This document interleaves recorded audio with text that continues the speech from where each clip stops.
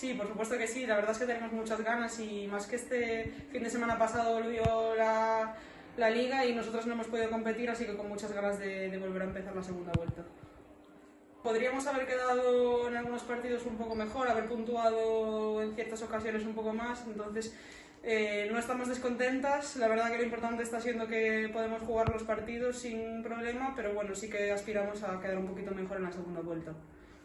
Bueno, está claro que no es una temporada normal y tenemos ciertas dificultades a la hora de entrenar, pero como lo estarán afrontando todos los equipos, y lo importante, como decía antes, es que estamos pudiendo competir y contentas por ello. Como decía, mejorar la primera vuelta también es el objetivo de todo el club, que vayamos a ganar más partidos de los que hemos ganado hasta ahora, así que nada, mejorar todo lo que se pueda y a mirar la clasificación por la parte alta si es posible.